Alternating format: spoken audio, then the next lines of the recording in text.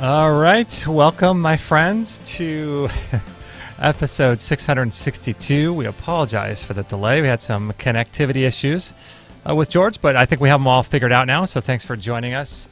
Today we're going to be talking about molecular hydrogen and hydrogen in general, and how hydrogen is maybe one of the best things you can do to improve your health on so many different levels.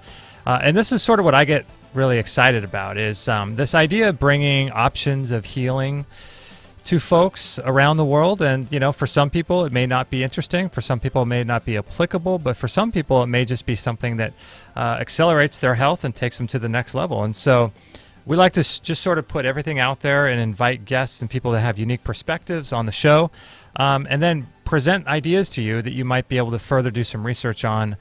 So our goal here is just to introduce you to new people and new ideas. And we do shows every Friday at 10:45 a.m. Pacific time, although we're a little bit late sometimes, so we apologize for that. But we broadcast on YouTube, on Facebook, on 2 different channels on Facebook. So come and join us. And then if you're subscribed to our show on iTunes, there are the brand new shows come out Sunday evening. And then every other day of the week, 6 days a week, there's our archived best of episodes. So those are available every single day on iTunes. A brand new show every single day there on iTunes or Stitcher. So make sure to subscribe to us there. And this is episode 662 with Mr. George Wiseman. This is going to be really, really cool. He is a self-funded inventor, and he's been inventing things and working on new, what is it called, disruptive technologies since the 80s, early 80s. He's a pioneer in developing and promoting the world's most practical and safe HydrOxy Gas for health applications. So we're going to talk to him today, not just about his machine and his device called the Aqua Cure, but we're going to talk to him about hydrogen in general and how it affects the human body in particular. So let me bring him up here. We have everything working correctly. Let me turn his audio on. Mr. Wiseman, thank you, my friend, for being on the show. My pleasure. Yeah. So first of all, I apologize for the connectivity issues, but I appreciate you and the work that you do, and I'm glad to have you on. And so you have been working with inventing things, and specifically hydrogen, for many, many years, right? Yes, I kind of fell into it by accident almost. Obviously, anyone who took a physics class learned how to split water into hydrogen and oxygen, so that wasn't a problem. Mm-hmm. But it turned out that there was this fellow in Australia named Yul Brown, who was developing a vehicle that he wanted to make run on water. And that interested me because at the time I was working on water as a fuel, and also various fuel savers and what have you. So I wanted to learn as much as I could about this Brown's gas. Mm-hmm. But the machines that he was selling at the time were really, really expensive. They were what I call water torches. They were machines that took water and split it into hydrogen or oxygen, and then used that mixture to replace the fuel in a acetylene torch. So then you could do all the work you could do with an acetylene torch, but with the hydrogen-oxygen mixture. Mm-hmm. And then I started experimenting with that with fuel savers, because that's what my business was at the time. Getting much better economy out of vehicles without losing power or causing engine damage or anything like that. So after developing a really effective fuel saver, I started building my own version of these water torches. And I never yet at that point got room gas water torches. They were very, very expensive at the time.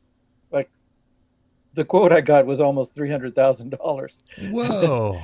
Yeah. Wow. So I took all my knowledge that I knew and built my own machine, and I actually started selling those for about $3,000 each.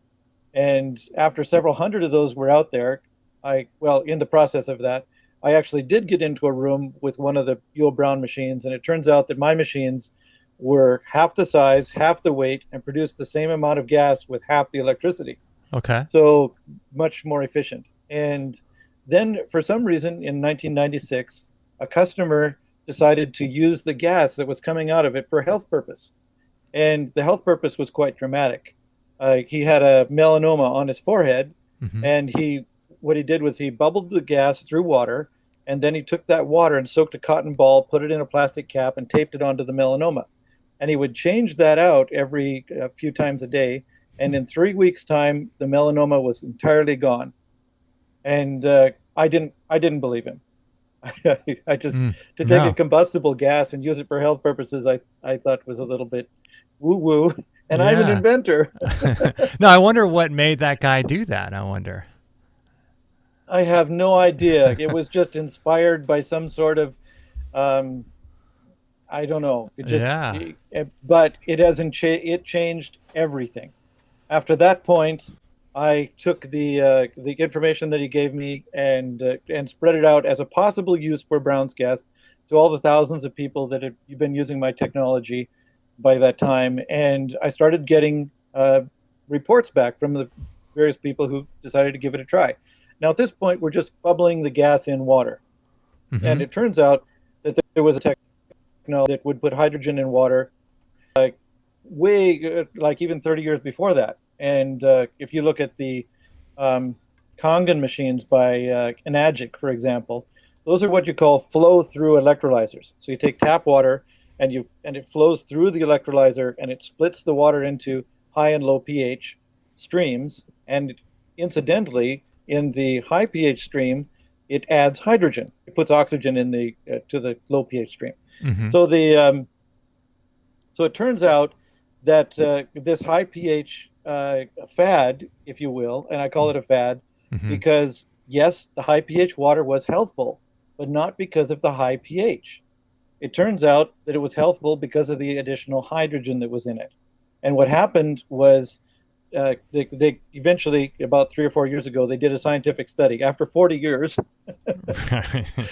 And of course, right? And what they did was they took the hydrogen out of the water and left the pH, and the health benefits entirely disappeared. So they did another part of the study where they left the hydrogen in and neutralized the pH, and the health benefits were maintained. So that was entirely the fault of the hydrogen for the health benefits. So that was a nice complementary thing. And then, of course, there's been there's probably near 2,000 studies now of hydrogen for health, and virtually every ailment known to man has been treated with it. And this was going back, sort of became a little bit more popularized during the Kangen water craze. Is that what sort of brought this out a little bit more? No, the Kangen water and Life and all those other machines, they've been developing over the few decades. The hydrogen for health didn't start getting any traction until about 2007. Now, there were some various small studies and things that happened before that. And even Tyler LeBaron, who is one of the great promoters of hydrogen for health in the United States, because over in Asia, they are big over there. It's huge. We are so far behind. It is really, really unfortunate. But anyway, Tyler LeBaron contacted me in about 2005 when he was a student, a medical student, and saying he thought that hydrogen was a good thing to explore. And so we consulted a little bit. And then he went off to Japan to finish his residency and worked with a Japanese doctor who was big into hydrogen for health and learned an incredible lot, and then came back to the United States and developed a website called themolecularhydrogen.com or .org. I forget. Yeah, I'll bring that up right now. Yeah, it's interesting. We're going to have Tyler on the show next week. We're doing like 2 weeks of hydrogen, so he's going to be here next week. So that's cool. He's a good one to have on. Yes, he knows his stuff. So the difference between molecular hydrogen and Brown's gas is, and we could get more into that after as well as the history, but the difference is molecular hydrogen is just straight H2, 2 atoms of hydrogen connected, so you have H2. And that's it. The Brown's gas has 6 different constituents. It's got the molecular hydrogen, the atomic hydrogen. There's a small amount that's just H, and it has molecular oxygen, so it's O2, and then it has a small amount that's just O, and then water vapor, as you can think of it as steam, and then it has a form of water that we electrically electrically expanded water, which is actually the 4th state of matter, 4th state of water. So you have solid, which is ice, liquid, which is we call water, gaseous, which is generally water vapor or steam, and then a plasma form of water, which is this electrically expanded water. And the reason that's important is because it is water that has soaked up electricity until it's become a gaseous form, in other words, a plasma. So it's a negatively charged plasma because it has all these electrons in it. And these electrons allow the gas to be more therapeutic than just the plain H2 or molecular hydrogen. So it's essentially what I consider the next generation, the next step after molecular hydrogen. Okay, so real quickly, because I'm a listener of podcasts, and I know whenever I'm listening, I'll be doing the dishes or something, and so I'll need to go back. So I think what you just said right there was really important, because if I were listening to this, I'd have to rewind and play it again. So I'll just have you play it again. So say what you said there again about the difference between the Brown's gas and the molecular hydrogen, because I think that was key. Yes. Okay, so the Brown's gas is a mixture of hydrogen and oxygen, where you split water, hydrogen, 2 parts hydrogen, 1 part oxygen. So you're splitting the water generally into hydrogen and oxygen. And most of the electrolyzers do that. Only in the history of electrolyzers since the 1850s, when Faraday came up with this, the hydrogen was split into 2 streams. So, I'm sorry, the gas was split into 2 streams. So the hydrogen went out one hose and the oxygen went out the other. So it's very important that in the Brown's gas, they all stay together. There's no membrane in between.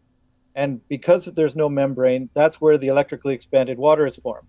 So getting back to the constituents, molecular hydrogen, like Tyler LeBaron will talk about, is made in a lot of different ways. There's 9 different modalities to make molecular hydrogen that I'm aware of. But it's just pure hydrogen, H2, 2 atoms of hydrogen that are stuck together. That's it. And your body really needs that. It needs at least that. So then we get into Brown's gas, which I call the next generation. And what it is you have still 2 parts hydrogen to 1 part oxygen. Now, you don't have that in molecular hydrogen. You just have hydrogen. Although there are some machines that split it and then put the 2 streams back together again. But in that case, you still don't have Brown's gas. Even if you have 2 parts hydrogen and 1 part oxygen, that doesn't mean you have Brown's gas, because Brown's gas also has the water moisture and the electrically expanded water. So getting back to, there's 6 constituents in Brown's gas. All of them are made of hydrogen and oxygen in one way or another. So there's your molecular hydrogen, which is 2 parts hydrogen, which is what the Hydrogen for Health craze is kind of at now that the pH fad has dissipated or is in the process of dissipating. Right. And then you have the diatomic oxygen, and then you have the molecular, the atomic. So first of all, it's molecular hydrogen, so 2 parts, it's a molecule, so it's 2 atoms of hydrogen, and then molecular oxygen, so you have 2 parts, 2 atoms of oxygen connected together, H2 and O2. And then you have your H and O, they're small parts of those, so that's 4 constituents. The 5th constituent is water vapor. There's still water vapor in the Brown's gas, whereas if you have the pure molecular hydrogen, you don't have water vapor. And then the last one is a form of water, and this is very important, something that is not really known out there. We're getting some scientific studies done to prove it independently. I've already proven it here. And in fact, as back in the 90s, I already knew about this. But what it is water that has soaked up electricity until electrons, literally electrons, until it's become a gaseous form of water that is not water vapor or steam. If you cool it, it will not condense. It stays in a gaseous form, and it's stable. And what it is water that has a whole bunch of electrons attached to it so that it's become a gas, a highly energized form of water. So is this those electrons? Are the electrons the reason why it stays in a gaseous form and you can't turn it back into a liquid? Is that why? Because the electrons? That is correct. If you take the electrons away, and it's perfectly possible to do that, then it just condenses back into water. It doesn't explode, it implodes. That's one of the reasons that you hear the myth that Brown's gas implodes. Right. It doesn't really. That's just one of the it will definitely go bang if you explode it. So the Brown's gas, if you remove the electrons, then it could do that. But the reason why it is Brown's gas is because of this fourth constituent, which is this highly I guess gaseous form of water that has lots of electrons, right? And that's Correct. the reason why those electrons being there is what makes it so, right? That's correct.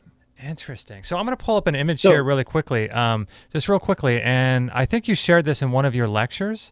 And it says here, Brown's gas is a mixture of diatomic and monatomic hydrogen and oxygen. And it talks about the bond angles. And for those that are watching on video, you can see what I'm talking about here. But I think you pulled this same image up in one of your presentations on your YouTube channel. Is that right? Yes, I did use that as a passing thing. That's what Chris Ekman was theorizing the electrically expanded water would be like, is if the bond angles changed. I personally don't think it's that. My own theory. I have my own theories, but however it is, we are going to be discovering as much as we can about it, as much as scientifically possible. We did start a study just before the COVID shutdown in the University of Washington with a man named George Pollack. Oh, right. Jerry Pollack. Yes. So Gerald, and unfortunately that got put on hold. Oh, but that's where, yeah, that's one of, and there's several other studies. One that just came out in Spain was where they were measuring the ORP of bubbled water. Okay, oxygen reduction potential. And because of the extra electrons in the Brown's gas, it makes the ORP drop more dramatically than if you're putting just straight H2 in. So if what happens is the ORP, when I say drop, that means goes negative. Okay. And the more negative, the better, because electrons are negatively charged. Mm-hmm. So the more electrons there are, the more negative it will get. So I have so many questions about this. Okay, so going back to let's go back a little bit to our friend that had the melanoma, and I guess theorize or try to figure out what might have been going on there. So my first question with him is, did he put molecular hydrogen on his melanoma, or was it Brown's? It was Brown's gas, right? Brown's gas, yes. Okay, and so when he put the Brown's gas on it, what do you think was going on that made the melanoma go away? Let's go a little bit more basis or givens. Okay. It's given that 62% of the normal body is hydrogen by volume, not by weight, but by volume. 62%. Okay. Then it's 24% oxygen, 12% carbon, and 2% everything else. So when people are talking about nutrition, they're often talking about the 2% and not even thinking about the 62%. So the first thing the body needs as a macronutrient is hydrogen. Now we can get our oxygen by inhaling air, and we get our carbon from our fuel, or from our food, excuse me. Mm-hmm. But we also get our hydrogen from our food. The food is generally what's called hydrocarbons. It has hydrogen and carbons attached to each other. But hydrogen doesn't exist free in nature. And so what happens is our digestive system, starting with our mouth, where we masticate and add enzymes, and then go down into our stomach, where it gets the acid bath, and then in the lower intestines. And by the time it gets to the colon, just before it exits you, there is specialized bacteria, or supposed to be specialized bacteria there, that break the hydrogens off the carbons. And then the hydrogen goes in directly through the colon wall, through your intestines, into your bloodstream. So, in fact, your digestive system breathes. It's one of those funny things. Anyway, yeah.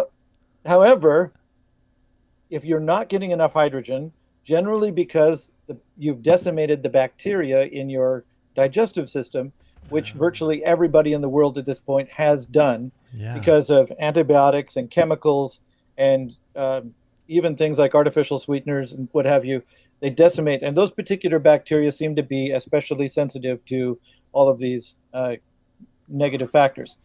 So it turns out that most of the signs of aging have to do with a lack of hydrogen. Now, the body is an amazing machine, an absolutely astonishing machine, and knows how to keep itself alive. So, for example, if you are getting too cold, it will shut off blood circulation to your extremities to preserve core temperature. Okay, that's an example of what the body does. If the body doesn't have enough hydrogen, it starts shutting off extraneous systems to preserve life to the more important systems. So the first thing that goes is your stem cells and your regeneration system. The next thing that goes is your immune system. And there's several of different kinds of those. And then the next thing that goes is your organs, and then you die. So if you start getting your hydrogen supplementation, your organs start to heal. For example, in my body, I had a heart murmur for had to be 45 years, child, and that heart murmur is gone. My organs are healing themselves.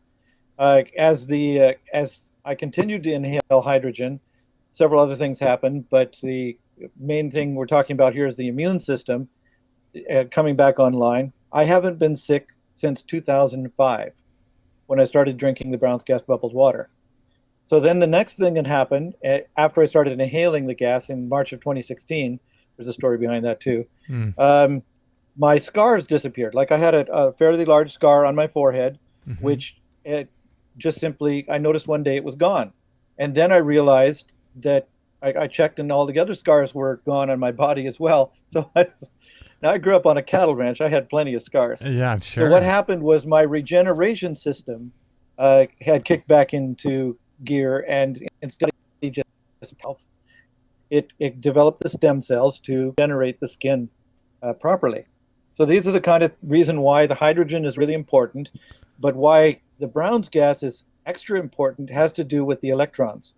And if you go inside your body, you have something called free radicals that happen, and something called oxidative cascade. Now, free radicals are cells that, or particles that have the are electron deficient. And so what they'll do is when they bump up against another thing that has an electron, it will grab an electron from that, essentially burning, oxidizing that cell or whatever, so causing oxidative damage. And then you get into something called oxidative cascade, because that cell now needs an electron. And so it will grab one from someplace else and damage that. And then it goes another one and damages that. And it just keeps on going. So if you can provide the bioavailable electrons that it needs, the body needs, all of a sudden you stop that cascade. In fact, when you think about it, when you drink water, which has a positive ORP, oxygen reduction potential, it's lacking in electrons. And it actually, that water actually grabs energy from your body to neutralize the water.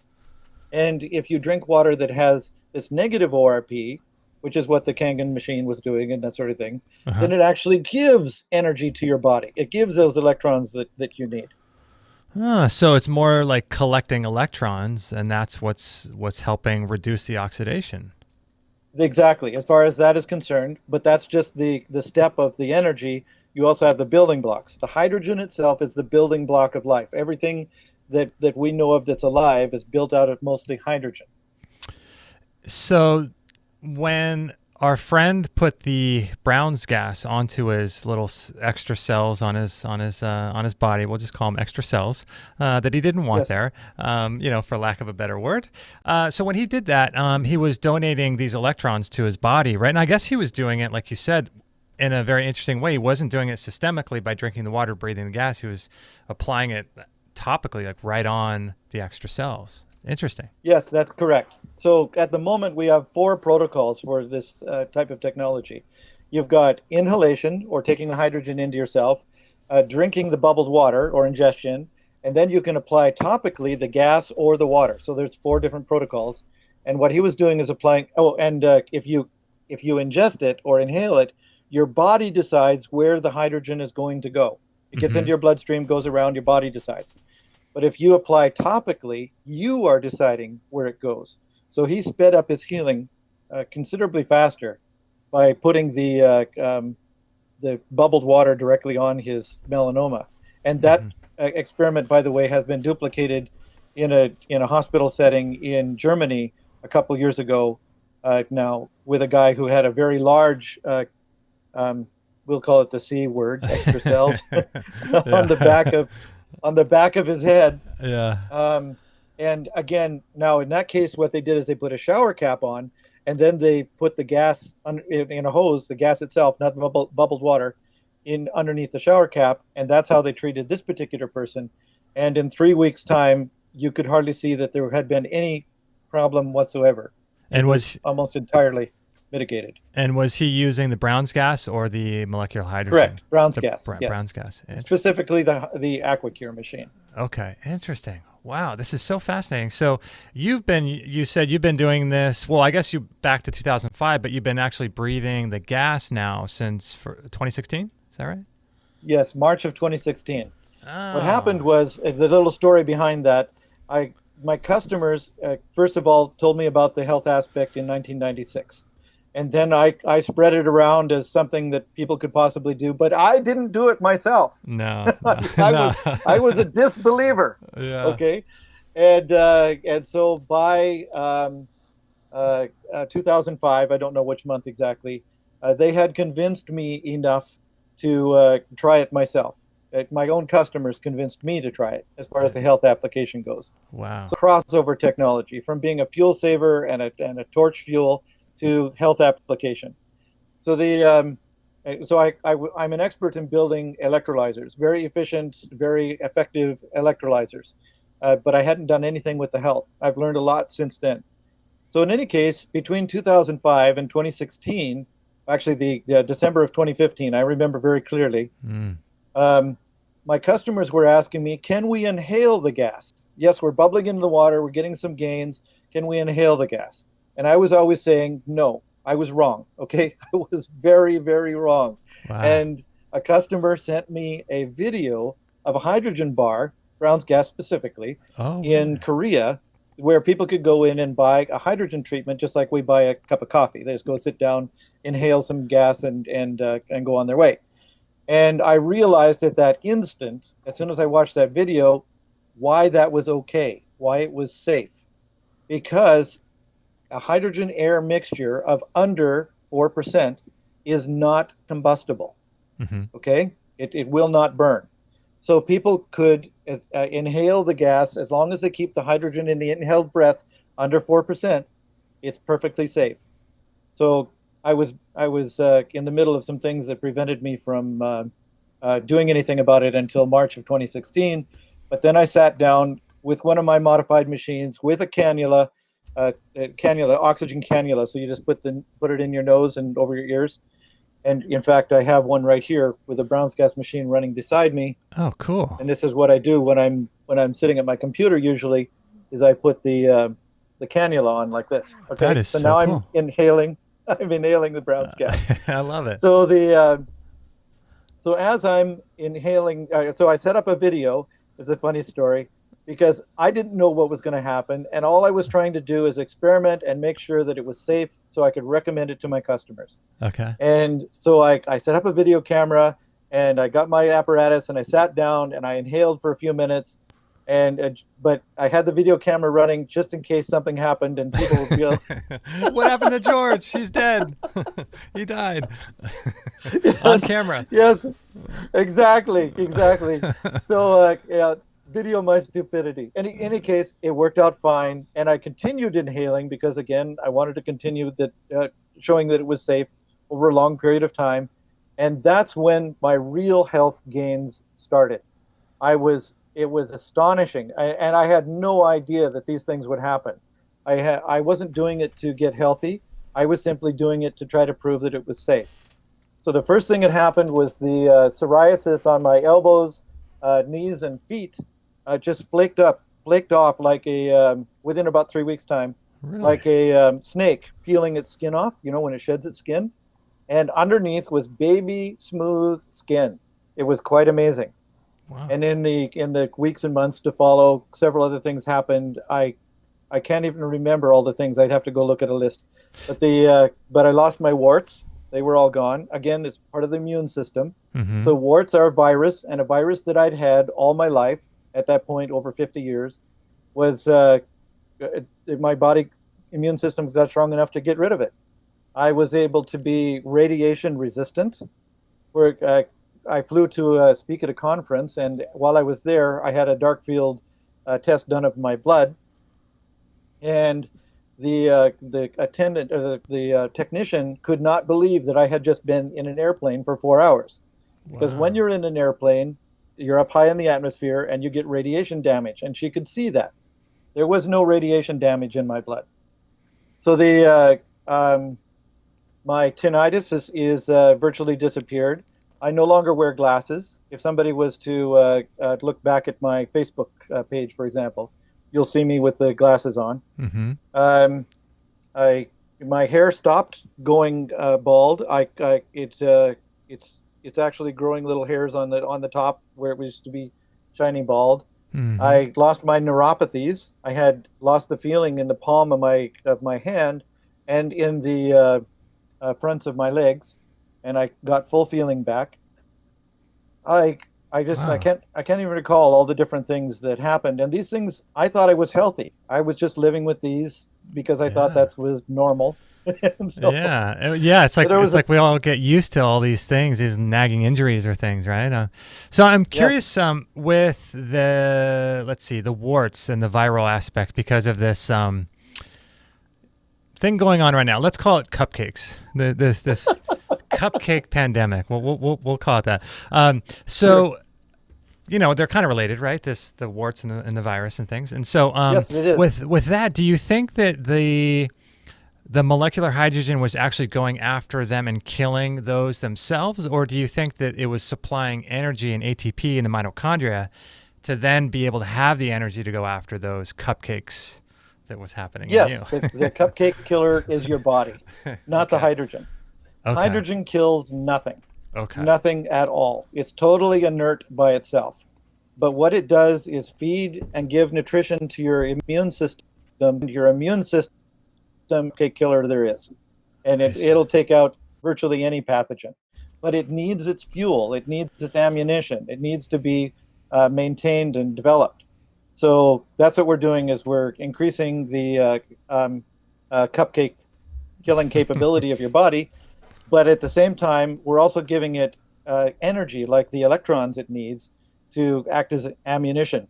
So to stop the oxidative cascade. For example, they have something in the cupcake pathology that they call cytokine storm. At the very end of the cupcake pathology, your body starts to attack itself. Your immune system just goes crazy. Mm-hmm. To think of a madman in a church just shooting off a shotgun every different way that he can, just boom, boom, boom, boom, boom. That's your body doing its very best to just throw hand grenades, try to kill whatever it is that it's fighting. And at that point, if you're inhaling the Brown's gas, the hydrogen calms the inflammation and gives the electrons needed to stop the cytokine storm practically in its tracks within minutes. And people don't need to have intubation or anything like that. They in a very short time, they can go home. And actually, the Brown's gas is one of the top. In fact, it's listed at the top of the Chinese. Like I say, they're very much ahead of us over there. Mm-hmm. The Chinese cupcake killing regimen. Really? The very first thing they'll be doing is putting them on the Brown's gas. Interesting. So and it's very important to note that. Two things about the cupcakes. Mm-hmm. First of all, it isn't a pathology of the lungs. That was a mistake right from the start. So ventilators were not a problem. There was never a need to overrun ventilators because ventilation is one of the worst things you can do. Because what happens is the red blood cells lose the ability to transport oxygen. So the doctors were noticing that the people had very low oxygen levels in their blood. But it wasn't because the lungs weren't working properly. It was because the blood wasn't working properly. The iron in the blood, red blood cells, was getting kicked out so that it couldn't actually grab oxygen from the lungs. So if you do what's necessary to regain the iron, put the ferritin back in the red blood cells, your blood automatically starts transporting oxygen like it should and feeding all the organs in your body like it should, and the symptoms of the cupcake go away. So. Yeah. Yeah, this is fascinating. George Wiseman is with us. We're going to take a little bit of a break right now. I hope you guys are enjoying the show. This is episode 662. So if you want the show notes, we'll put links to everything we're talking about at extremehealthradio.com/662. And his website is eagle-research.com. And like I said, I hope you guys are enjoying the show. This is really, really cool. So I'm going to bring up let me bring up a little supplement, not really a supplement, but it's one thing that we love to take, and that is colostrum for helping build immunity. So let me bring this up on the show for you guys to take a look at. And when we come back, I want to dive more into Brown's gas and applications and specific things that we might be able to utilize for improving our health with hydrogen. So here we have colostrum. If you guys have not heard about colostrum before, it's one of my favorite supplements. We actually just purchased another bottle just a couple days ago, and it's arriving today, so I'm super excited. Colostrum is sort of nature's first food, and it's a tremendous supplement. And listen to this little clip about colostrum. So colostrum is the first food that all baby mammals receive, or all baby mammals, natural baby mammals receive.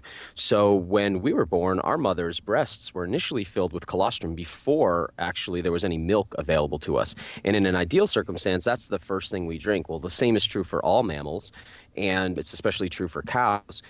One of the interesting things about bovine colostrum, cow colostrum, is it has a really unique impact on human health. This has been studied for a really long time. There are literally thousands of studies in the scientific literature showing the effects of bovine colostrum on human health, on human immunity, on restoring the gut lumen, the gut tract, repairing damage to the gut, and helping to restore health after things like IBS or Crohn's or diverticulitis or any of the sort of inflammatory bowel diseases.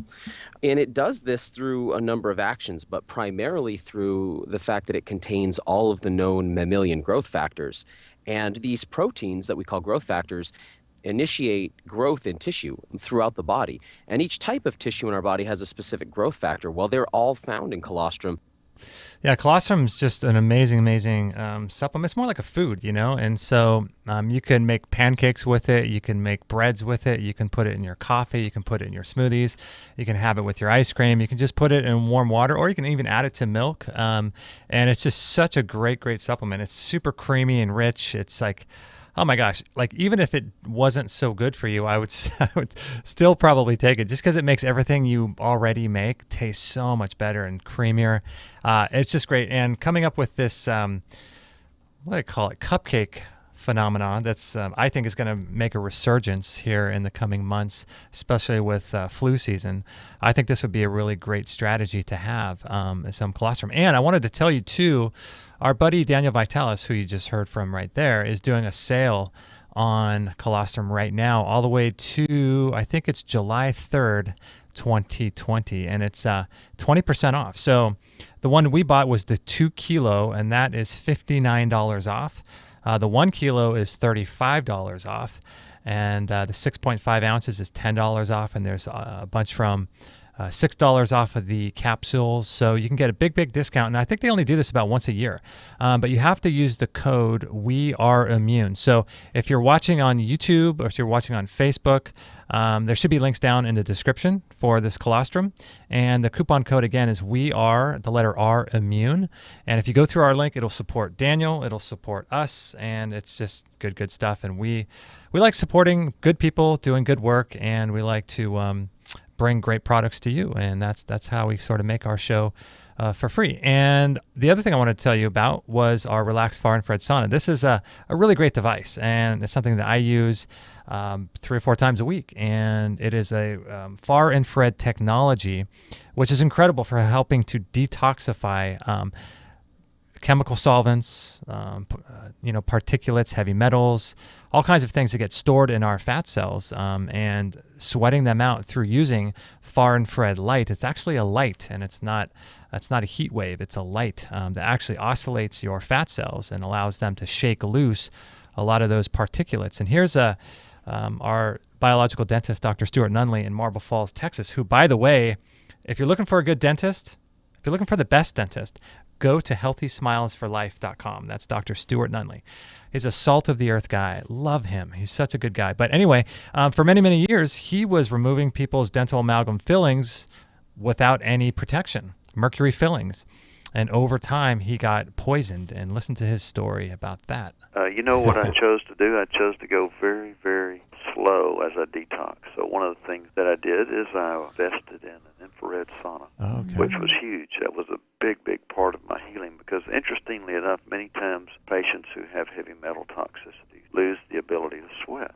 And so I was one of those. I could not break a sweat. And the infrared sauna helped me to retrain my body to be able to sweat. It was a huge part of my overall detox. Doesn't Hal Huggins, Dr. Huggins, say as long as there's more going out than what's coming in, you're okay? Absolutely. Yeah, and I think he's right. I think he's absolutely right on that. Yeah, really, really cool. And here's Robert Young, Dr. Robert Young, talking about this as well. You mentioned the sauna. The reason why we go into the sauna is to induce a fever. Because when we induce a fever, our pores open to remove these acidic toxins.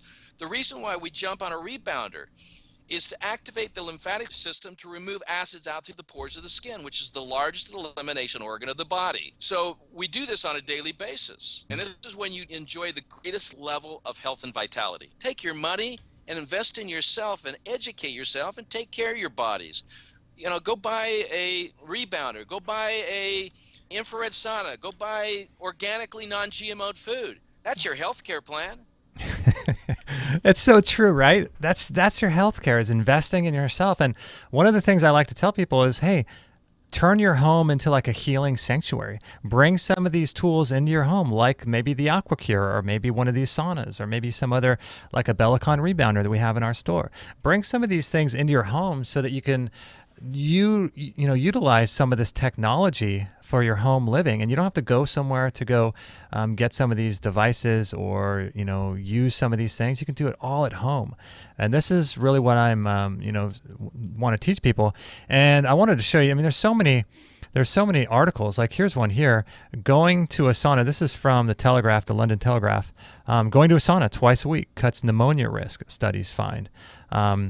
A 4 times a week sauna has cut the risk even further by almost 40%. The findings published in the European Journal of Epidemiology are the latest in a series of studies showing saunas can bolster the health of both sexes. And here's another study found that they could lower blood pressure and reduce the risk of heart disease. Now, we can't say that they do that and, sell saunas, so we can't make any medical claims. But what we can do is tell you that sauna therapy is one of the best things you can do for your health. And we can't, make all these claims and say it does this or that or the other thing. We can just tell you that sauna therapy is one of the best things you can do for many, many different reasons for your health. And so if you guys are listening, this is one of the best, the Relax Far Infrared Sauna. It's available at biocharge.me or biochargeme.com. I'll put a link at extremehealthradio.com/662, which is today's show. And you can check it out and learn more about it. And I cannot recommend this highly enough. I think that everyone should have one of these we're moving into a different world, a 5G world, an electrified world, a toxic world, 60,000 new chemicals introduced into our environment just since the mid-1960s. So it's and 80,000 chemicals in commerce, in our food and air and water is loaded with NPK fertilizers and glyphosate and all kinds of things. So it's really important for us to, mitigate what's going to happen to us by utilizing some of these technologies. So I really, really implore you, check out these saunas, grab one, make sure and utilize it and use it. So I hope you guys are enjoying the show. We're going to go take a quick little break, and we'll be back with Mr. Wiseman right after this. You're listening to Extreme Health Radio, and I hope you're enjoying this show. Please share it with your friends by tagging at Extreme Health Radio on Instagram. Stay tuned for new shows weekly. New shows every week at 10:45 a.m. Pacific time for about an hour and a half, however long we have the guest. And so tell your friends about us. Tag us on Instagram. I would appreciate if you would share much of what we do to your friends on Instagram. That would be a great way to help spread the show and tell people about these options for health. And so let's bring George back on the show. And George, one of the things I love doing is letting people know about these technologies, because like you and I can search the internet, and we can learn about sauna therapy. We can learn about, jumping up and down on a rebounder. There's light therapies, all kinds of cool therapies. And then now the Aqua Cure machine with molecular hydrogen.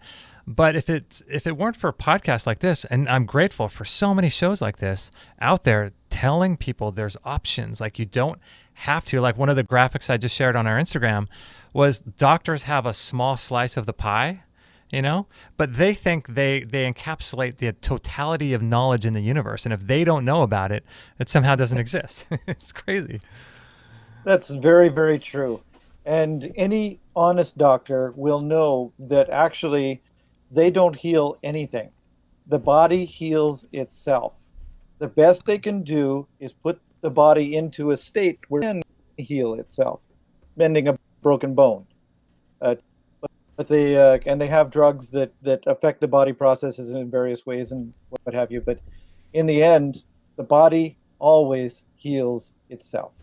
Mm-hmm. And so what the molecular hydrogen is doing is restoring the sort of default state of what our body should be doing all the time, but it can't because we're assaulted from non-native EMF and toxins and glyphosate, right? All these toxins and poor environment. Yes. So it's restoring that, right?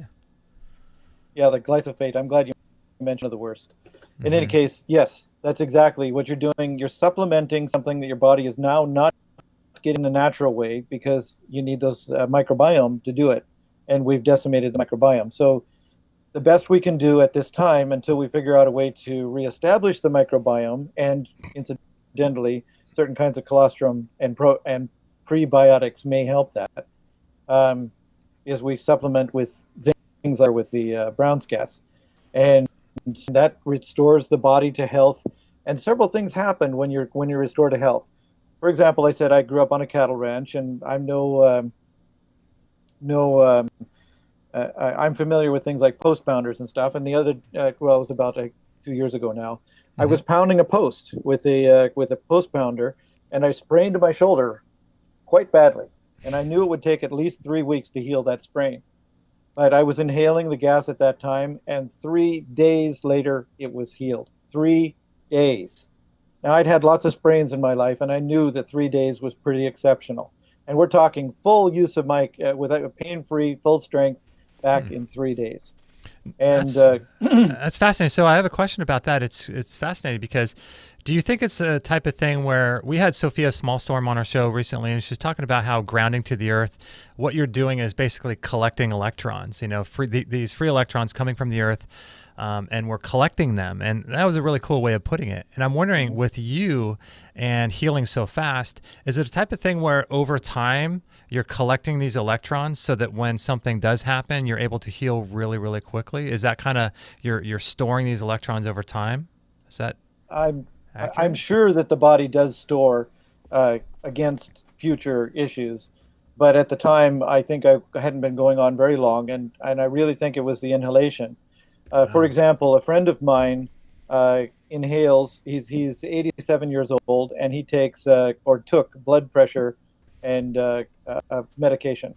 And if he stopped inhaling, in 3 days' time, he would start having to take his medication again because his blood pressure would start to rise. So it's just an ongoing thing. And yes, the body does store energy. That's one of the reasons why when people are getting sick, two things are going on. The first one is their energy generation systems have become compromised, usually, in what we're talking about now. But then also the energy storage, ATP and all that sort of stuff, has become depleted. So the body doesn't have the energy necessary to make the laser beams to kill the cupcakes and what have you. I love that. I love calling it cupcakes. It just kind of came to me because I look at it it's like a cupcake. It's like a non-thing, right? So, yes. So and there are quite a few therapies out there that can do that, like enhance the immune system, like with the MMS by Jim Humble and stuff. Now that enhances pretty much one or two aspects of the immune system, where when you're inhaling the hydrogen, you get a full spread. But the idea is that there's a whole bunch of things out there that can easily kill the cupcakes. People do not need to be afraid of cupcakes any longer. We've determined that the ventilation is inappropriate. So we don't have to overrun. We don't have to worry about overrunning the ventilators in the hospitals, which is why we compassionately agreed to shut ourselves down, because we wanted to flatten the curve, not have the spike. And people were not aware that for some reason didn't make that flattening the curve is not the same as eliminating the curve. So instead of the curve going up steeply and down steeply, like a normal flu season would do, or cold, we made it kind of lay on its side, so it went over a longer period of time. Less people were infected at any given. Eventually, everybody will get cupcakes. No worries. Well, it's fascinating too, because you talked about, possible solutions, and something I've been studying recently is ultraviolet blood irradiation therapy. And I've been telling a lot of the members in our academy that they can go to a website called acam.org, acam.org, and they can look for ultraviolet therapy, and these things are known to kill cupcakes on contact, and it's been used since I think it was the late 1930s. And there was a Dr. Frederick Klenner who was using it in the 1940s, who sort of became famous for this. But ultraviolet blood irradiation therapy, you can find a practitioner in your area, or you can get something like MMS or get an Aqua Cure, and you can not have any fear, right? Like, these things don't have to make you so afraid and people are dying and, oh no, what do I do? It's Yes. crazy, the fear. And first thing is nutrition. If your body has a nutrition, it has something to work with. And so there are various doctors out there that have discovered that things like vitamin D, vitamin A, vitamin E, vitamin C, huge one, but then minerals like zinc and magnesium. But zinc is very important, because when you use something like quinine, like if you go to Walmart and you get tonic water, look on the bottle and it'll say with quinine or quinine. Some people pronounce it different ways. The quinine actually works like the hydroxychloroquine, and it drives the zinc into the cells. Now think of the zinc like bullets, and your body needs the ammunition to shoot these things that need to be killed. So that and the zinc does that. It goes into your cells and kills and what's not supposed to be there. So, but you need the zinc. So when they're taking the various malaria drugs, they don't add the zinc, it's not as effective, because that's what the drug is supposed to do, is to get the zinc into the cells. So, and again, this is one of the things that helps put the ferritin back in the cells as well, as we talked about before. So you're getting the oxygen capability of your blood restored. And then people that have strong immune systems, like most young people, actually don't have any problem at all. In many of them, there's 80 to 85% of people don't even go to a hospital. There's only 15% go to a hospital. Many of them didn't even realize they had anything that was any different than the common cold, which, by the way, the common cold is a Corona cupcake. It is a Corona cupcake. I love it. Okay, so sorry, just messed up there just a little bit, but no, it's all good. And nobody's afraid of the common cold. We don't like it, it puts us, but nobody's afraid of those maladies that we've had since the beginning of time. And an interesting side effect has happened with the lockdowns. Now, this is really kind of a positive thing. It turns out that infant mortality, newborns under 3 months, have dropped mortality by 30% during the lockdown. 30%. And the only reason, when the study figured out all the different kinds of things that are happening, yes, mothers may be holding their babies more because they're home or whatever the case may be, but the only thing they could see consistently was that the doctor's offices have been shut down, so those infants have not been getting their vaccinations.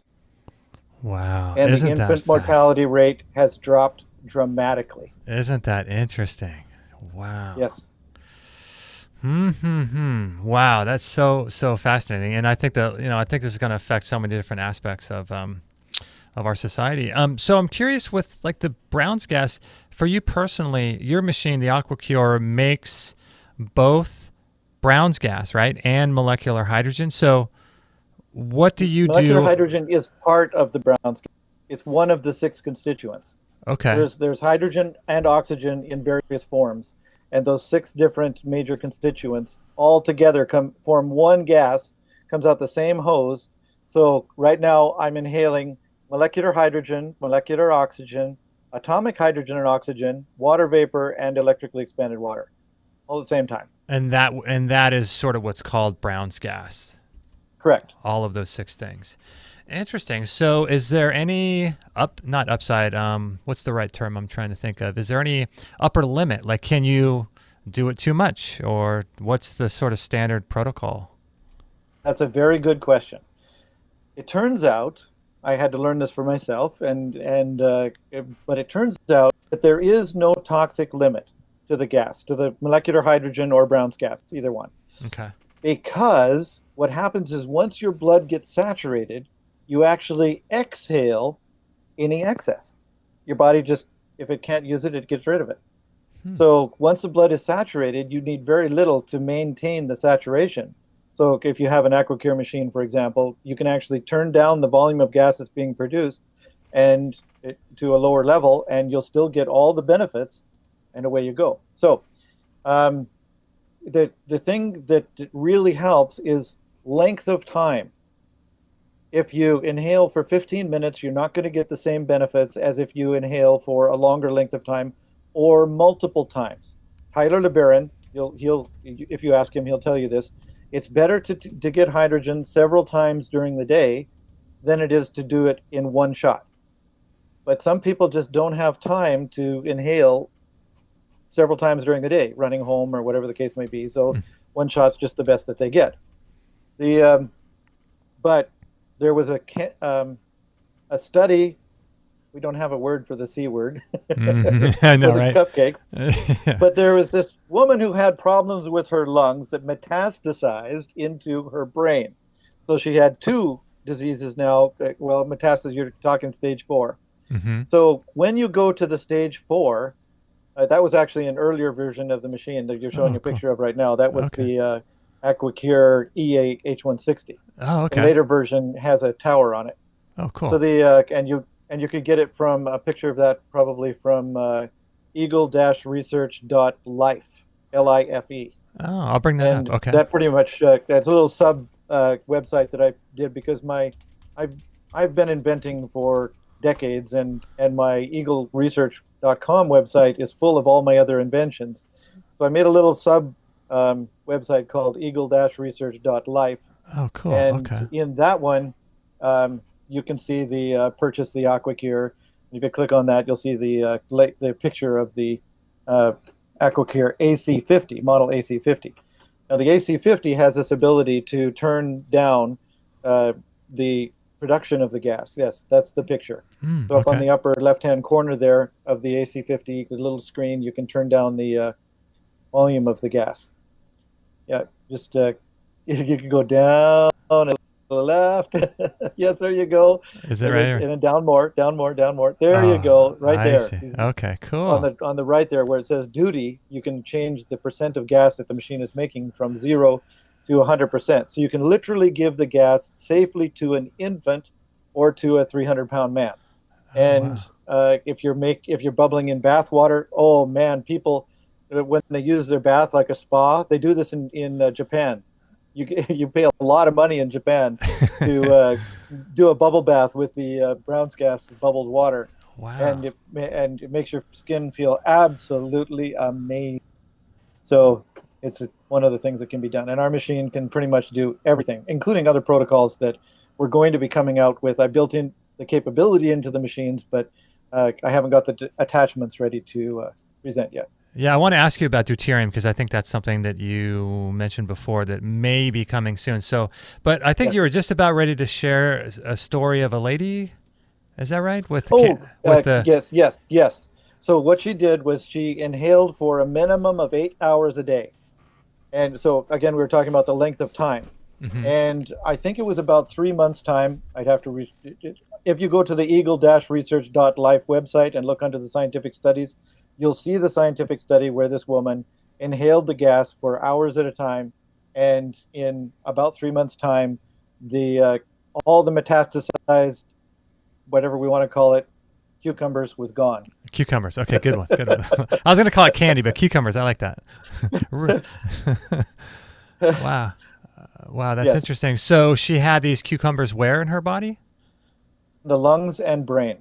Interesting. Wow. Yeah, and you can imagine it's really bad. Now, there's people out there doing all kind of, you can look at the deals there, but really that's a small fraction. I just had time to kind of just start. I'm so busy every day making all of the machines that are going out, and as fast as I can build them, they're going out the door. Mm-hmm. So I really want to put a lot more of the testimonials up, and I will at some point. And, I'm and reading then we this. can get into the deuterium depleted water. Yes. Yeah, I'm reading this now for those that are listening on the podcast version. The study that you have linked to from your website, brain metastasis completely disappear in non-small cell lung cucumbers using hydrogen gas inhalation, a case report. And I heard another former guest, Dr. Mark Circus, reference this study, the same study as well. Yes, Dr. Circus has been a good proponent of the hydrogen, as well as other alternative treatments, gases, and what have you. He's done a really good job. Mm-hmm. Yeah, it's fascinating too, because it's I imagine it's a little bit of a dance that you're playing, right? Because we're using words like cucumbers and cupcakes, for things. But it must be challenging for you, because you, as the seller of these things, can't really say a whole lot. I mean, do you get in trouble at all for even linking to studies and like actual studies and stuff? No, I haven't yet. I expected to, and it's possible that I will at some point. But generally speaking, I do have a disclaimer on my website that says I'm not an MD. I'm actually, what my expertise is building very efficient and practical electrolyzers that split the water into hydrogen and oxygen in these various forms. And my research is so far ahead of the state of art out there. It's like everything you're seeing now, and we go into the deuterium depleted water and what we call new water. These people, like right now, I'm having trouble convincing people about electrically expanded water, just the plasma form of water. This is a normal state of matter, and we're not talking about the next generation after that or after that, which I've already proven in my shop. Wow. And I've made the Aqua Cure machine so that as these things gradually come out and more protocols are made, we can put attachments on them. There already can be retrofitted. The Aqua Cures can be retrofitted to the attachments. Every Aqua Cure ever sold, thousands of them now. Yes. So is the option of having the ability to make deuterium depleted water through the Aqua Cure, or using deuterium depleted water? Because I know this is a big thing in sort of like the biohacking world, and Dr. Jack Kruse makes a big deal about deuterium and how like how it screws up the nanomotors in the mitochondria and you can't create ATP, and he kind of makes a big deal about that. But I think I heard you recently talk about the fact that you might be able to create with your machine deuterium depleted water. Is that possibly coming? Correct. So what happens is, let's just try to gather, because my brain gets ahead of my mouth. All right. So first of all, you need some deuterium. Deuterium is a needed thing in the body. You can think of it like the rods in a nuclear reactor. And if you have too much, it shuts down the reaction. So that's what's happening in most people's body now. They have too much deuterium. So they need to reduce the amount of deuterium that's going into the body so that the natural depletion of deuterium, because you eject some of it on a continuous basis, allows the deuterium levels in the body to drop. So the drinking of the deuterium depleted water helps that process, where people then get a lower deuterium in their body and the body's working better, more like it should, because it has too much. All right. So what happened with the Brown's gas? The Brown's gas itself doesn't add or subtract deuterium to water. The Brown's gas itself is essentially just hydrogen and oxygen. It's not heavy water, which is what deuterium is. It just is a mixture of gases. Now, if you burn the Brown's gas, you get something I call new water, which is light water. it's deuterium free. So what you do in apparatus to the Aqua Cure or some similar machine, so that you're actually combusting the water, and the condensation of that combustion, the ashes of the burn, if you will, is water. So when you burn Brown's gas, the exhaust is water, pure water. And that water does not have deuterium in it. It doesn't have the heavy aspect. So you can get deuterium depleted water by burning Brown's gas, but you need a special apparatus to do that safely. Okay, and one other question I think was interesting too is the application, like you mentioned, doing baths with it. Is there an application of doing like hydrogen enemas if people are interested in doing that kind of thing? Is that a possibility? Unfortunately, good question. I actually get it quite often, but and it's an important one because Brown's gas is a combustible gas, and it is actually an explosive mixture. So when you're inhaling it, you're actually mixing it with a lot of air till the explosion limit is smoke explosion possibility.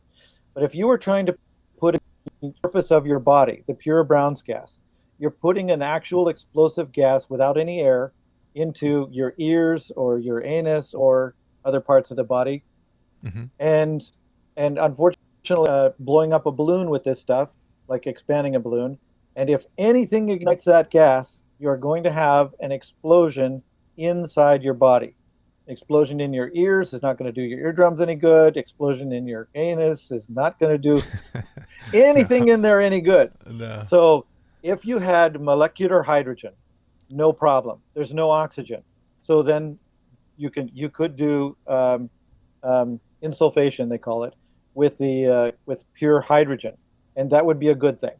But not with Brown's gas. Brown's gas, the only way you can put it into your body is when you're inhaling it. Okay. Otherwise, it's all external use only. Okay, that makes sense. Because I know people do, I think there might be some MMS protocols that do insulfation as well. And I know there's ozone insulfations too, right? Right. With the CDS and stuff, you can, yep. Interesting. All right, George, do you want to take a few questions? I promised our listeners that we would take some questions. Are you okay for a few of these? I love answering questions.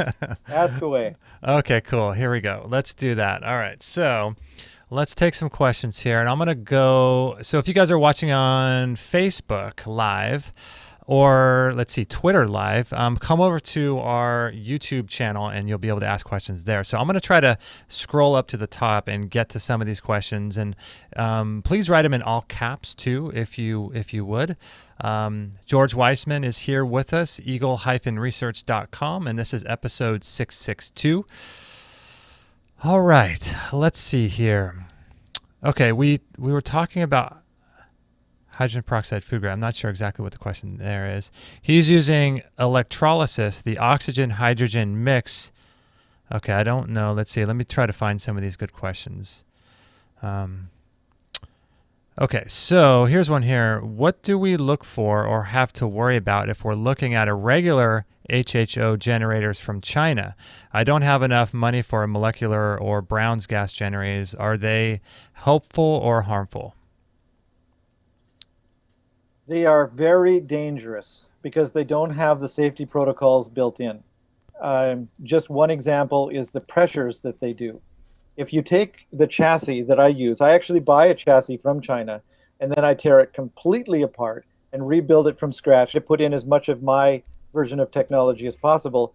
And I can do that and then cut my cost in half. Now, normally it costs, if I was to build the same machine in America with American parts, unfortunately, it cost me about $5,000. But by bringing in China parts, I can retail at about $2,500. So if you use a machine that you can buy off eBay, which has that same chassis for about $250, there's various things that are going to be a problem. First of all, pressure. The machine itself has an operating pressure between 15 and 20 psi, and it has a very thin electrolyzer inside it. Thin shell stainless steel electrolyzer, which normally is fine. But if there's an explosion in the machine, which actually can happen several different ways, it's like a bomb in there. And it does have a pressure relief, but that pressure relief doesn't actually relieve until about 40 psi. So if the pressure switch inside fails and it continues making gas and building pressure, 40 psi Brown's gas bomb sitting next to you. I will not do that even in my own shop. Even my commercial electrolyzers that make 1,200 liters an hour of gas instead of the 50 liters an hour that these little machines do. I operated those at 9 psi, and they had a 1/4 inch thick steel shell, and this instead of a paper thin shell, and that then would be I consider to be safe. So first of all, pressure and explosions is one thing. There's a dozen different reasons why you don't want to use one of those machines. But all that said, I do offer essentially a cut and paste. If anybody emails me, like if you go to the eagle-research.life website and you use the contact page to email me and say, how can I use one of these China machines safely? I will give you my recommendations as to how the various things that you need to do to keep yourself relatively safe. Okay. You don't need to buy an Aqua Cure machine. I will give you that information for free. Okay, cool. Normally when we do our live shows on Fridays, I kind of email our email list and let them know that we're going to be on live and things. And this Nora wrote back, and she's on our email list, and she said, so I was basically saying, hey, we're going to be on with George today talking about hydrogen, and do you know it's the smallest antioxidant in the universe, and it can go places in the body that other substances can't go. And she wrote back and says, I know it works because I have one. It's what saved my life. So I wrote her back saying, tell me a little bit more, but I haven't heard back from her yet. But I'm sure you get people saying that all the time, right? I do. And this is one of the reasons why I want to expand my testimonials, because some of these stories are absolutely amazing. And it's the reason I do this. I've essentially dedicated my life to making people healthy as possible. Mm-hmm. And I'm training other manufacturers to manufacture similar machines to the Aqua Cure as well, because there's no way that I can do it. Like the market is billions of a potential market. There's no way I can do it alone. No. Leslie wants to know, so let's see, Leslie on YouTube says, so where do you get this gas? It's made by the machine, right? That's correct. You put water into the machine and the gas comes out. It's made from water and electricity. Okay, good. Does he have some way to tell which tap water is lacking electrons, or some way of activating water that we can do at home?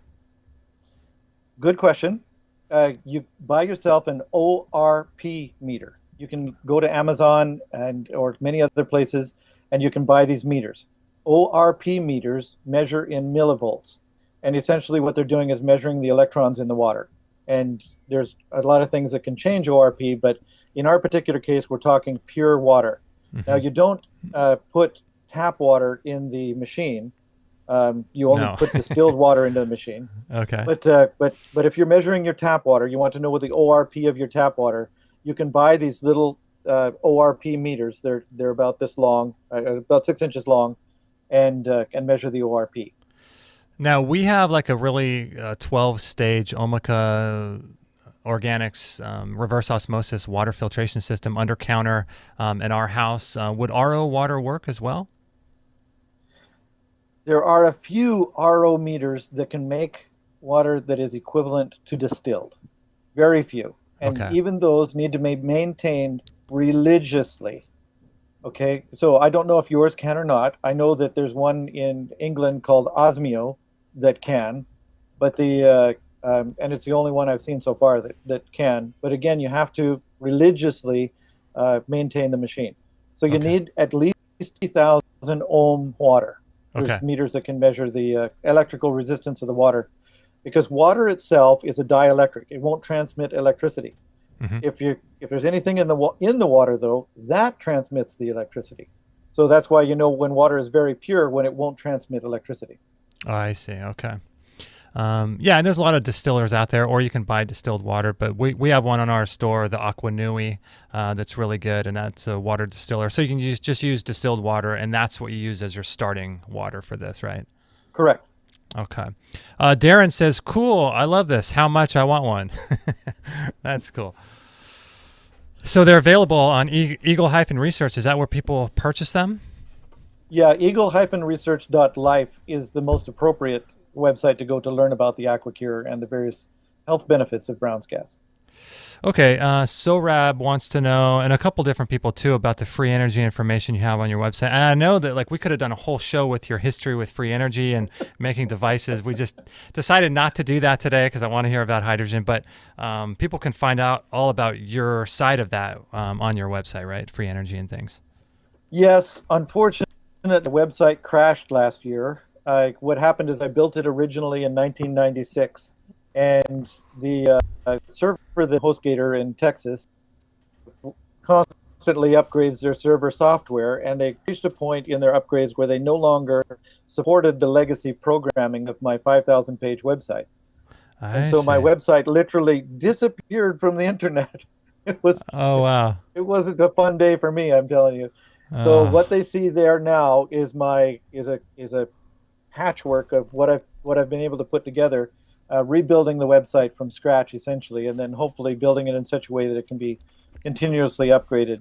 Cool. And it is a little bit more. There are some things I'm able to do now, like make it mobile friendly and what have you. So there is some information there, but not nearly as much as there was in the past. We'll get there. Okay, cool. And this one comes from Patricia in South Carolina, wants to know, let's see. She's got quite a long question.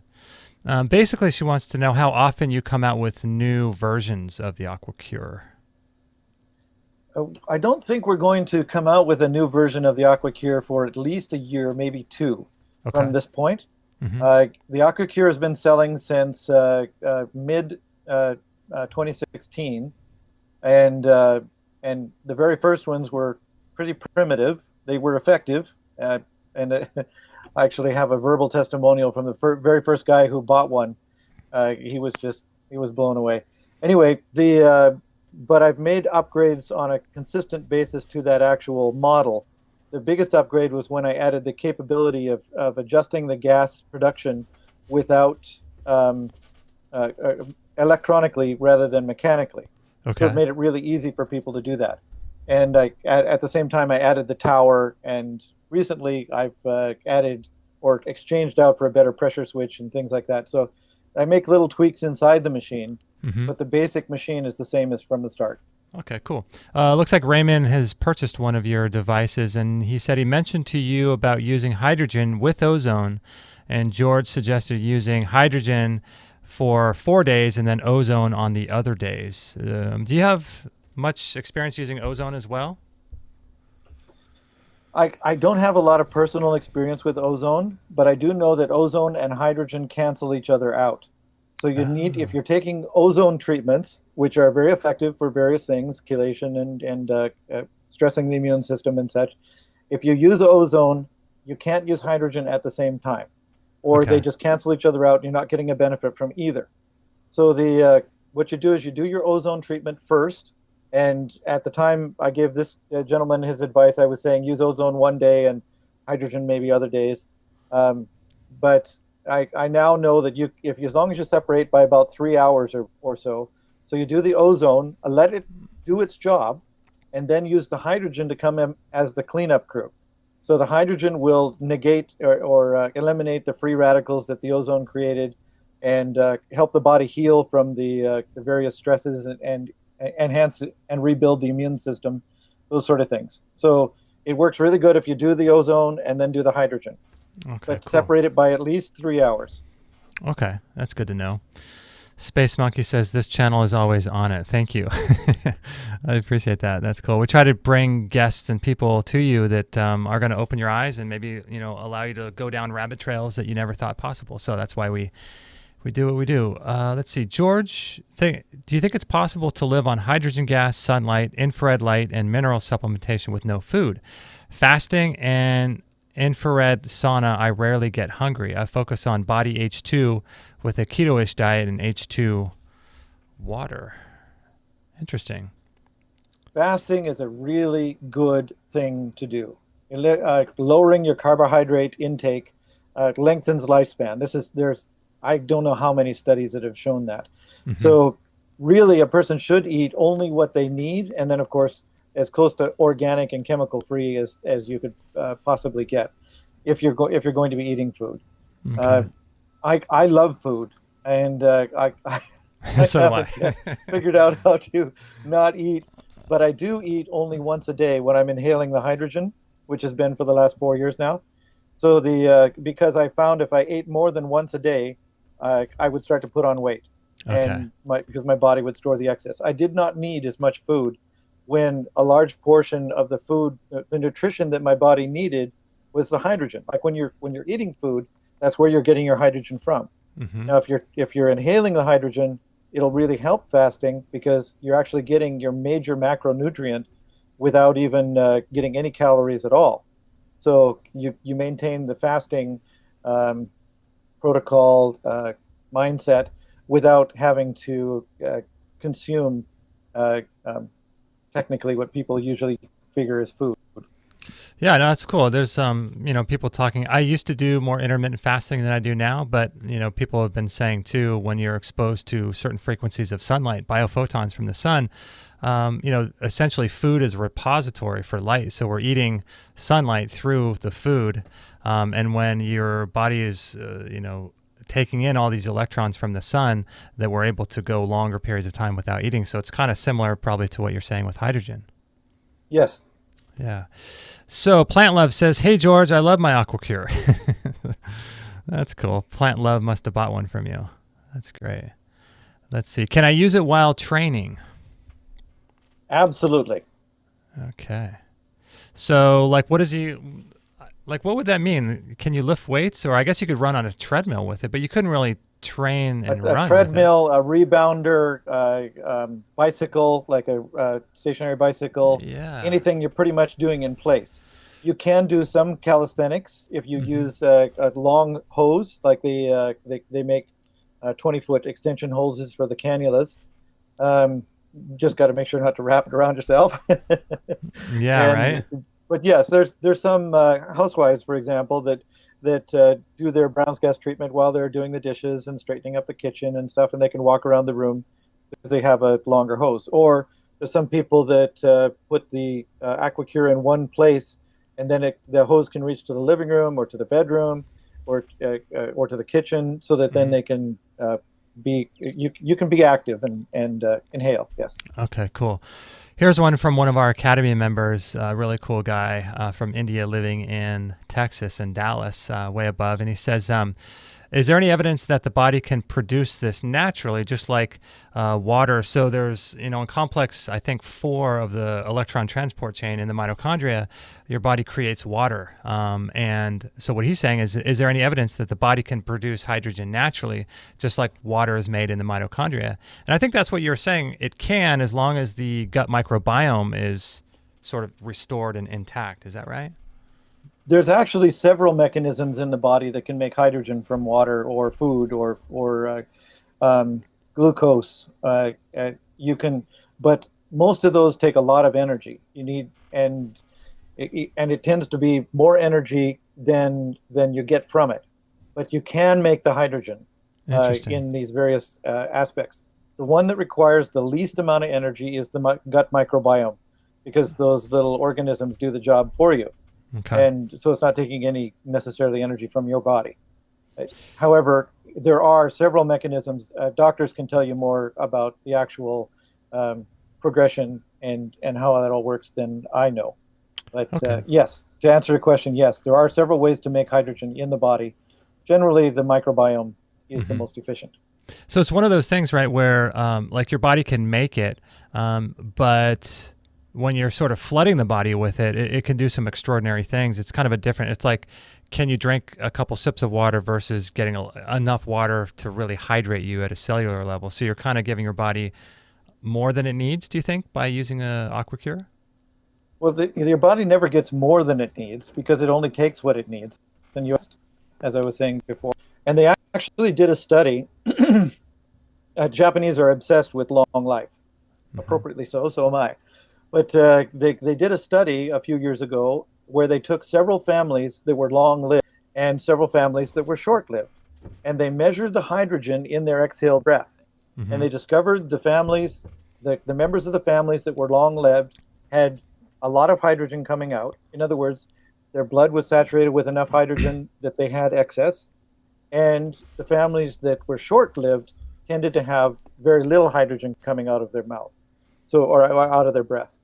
And this coincides with some mouse studies that have been done, where there was one study that got a 30% life extension, healthful life extension, by the way. This wasn't mice on on life support. Yeah. And then another one did a 50% life extension, and another one with rats. Those two were with mice. Another one with rats. They actually ended up killing the rats because euthanasia, whatever you want to call it, because they just weren't dying. Why did they do that? They should have let them live. Well, the study was over, and wow. Yeah.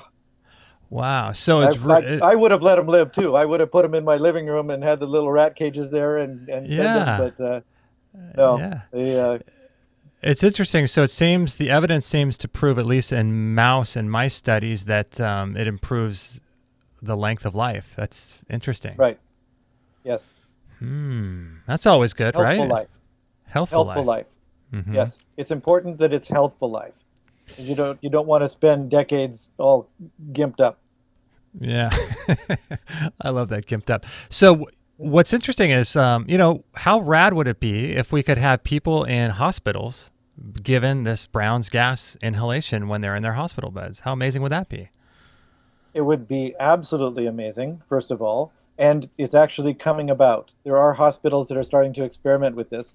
And in surgery, for example, the hydrogen is already used to preserve organs like the heart. In open heart surgery, when they're doing the blood through and trying to keep the heart alive, they use hydrogen in the blood to do that. I learned that from one of the leading hearts in the world, actually. Wow. In England. So so hydrogen is being accepted as a therapeutic gas for various applications. But the best application is not to get into the hospital in the first place. Use it prophylactically at home, and you don't get sick. Yeah. We had a call every Friday before our radio show here on YouTube. We do a Zoom call with our members of our academy, and it was really cool. Like, more and more younger people are, I asked her how she got involved in health and these kinds of things. And, I think she was mid-30s, but she was saying that, she just wants to age gracefully and wants to prevent disease. And, it's like more and more people are doing what you just said, like prophylactically, like really trying to, they're looking at what their ancestors and their grandparents and parents are going through, and they're just saying, I don't want to age like that. I'm seeing that a lot more these days. Pretty cool. Yes, and that's very good. Hopefully we'll be able to somehow mitigate the cupcake hysteria out there. Yeah, right. and there have been quite a few people use various treatments. Cupcakes are actually quite easy to kill. Yeah. And people can, it just reminded me when you were talking about an elderly lady. The elderly generally are more at risk for cupcake complications than young people. And if they can get their immune system going, and with protocols and treatments like this, there's no reason that they can't kick this thing, no problem. If you guys are just joining us, and the reason why he's calling it cupcakes is censorship on YouTube and censorship. So we're using these sort of fake words. So cupcake stands for this, if you don't know what's going on, but this viral thing that's happening right now, that's what he's referring to as cupcakes. Here's a good kind of geeky question. I don't really know what it means, but it says, do you use bubblers and flashback arresters in your device? Yes. Okay. What does that mean? I have no idea what that means. Okay. First of all, when you bubble the gas through water, if there's an explosion, like for example, if a spark hits the outside of this hose, this cannula hose, a static electrical spark, like you were petting a cat and you went like this and you can actually ignite the gas inside the hose with something called capacitive reactance. So that's an explosive gas inside the hose, and it will go bang. That can go back, and you don't want to go into the machine. Now, in our case, if it goes into the machine, it's no problem because the machine is designed to handle it anyway. But if you had, for example, a 20 psi machine and that bang went back into the machine, you would be sitting next to a bomb that would throw shrapnel everywhere, and this is not a good thing. So the bubblers do several different things. First of all, when we use a lye solution in the machine because the pure water can't conduct electricity, so we put an impurity in there, in this case sodium hydroxide, which is normally called lye, and that conducts the electricity, which allows the electrons to go across and the water to be split, and the hydrogen gas, the Brown's gas, to be formed. Now the Brown's gas comes out, but it has a little water moisture in it, and that little bit of water moisture can carry a few of those little sodium hydroxide molecules with it. So when you bubble it through the water, you bubble the gas through the water grabs those various tiny amount of sodium hydroxide, so the gas is coming out of the bubbler is pure. So that's number one, what you're doing. Number two, what you're doing is if there's an explosion, either in the machine or on the other side where the people are, that explosion doesn't go into the machine or doesn't go out to the person, because the explosion can't go through the water. It stops. The water stops it. Water doesn't combust. And so there's the fact that there's some little bubbles in the water doesn't matter. It may jump from bubble to bubble a little bit, but then that's the end of it. So the bubblers work really well as backfire arresters and as scrubbers for the gas. Interesting. Okay. Here's one. Hydrogen while working out is awesome. Lactic acid in muscle that causes fatigue and soreness goes away in seconds. Now, I like to work out. That is correct. So this could be correct. Something. Okay. You can work out much harder and not suffer the side effects. Like, if you work out really hard, you end up 2 or 3 days later, you're feeling it still in your muscles. That does not happen with the hydrogen inhalation. Your body takes care of it. Do you have to preload? Like, do you have to be doing hydrogen for a few days to kind of get all this in the system, or can you just do it the first time and have it work like that? Yeah, the word pre-one. Yeah, you wouldn't do it instantly. Your body has to kind of readjust, and so that comes to what I do as the starting protocol, because hydrogen is a food, and you have to treat it like a food. And if you've been hydrogen deficient for a long time, which most of us have, then it's like you were fasting for a month, and you don't break a fast with a 7-course meal. You break it with a little soup.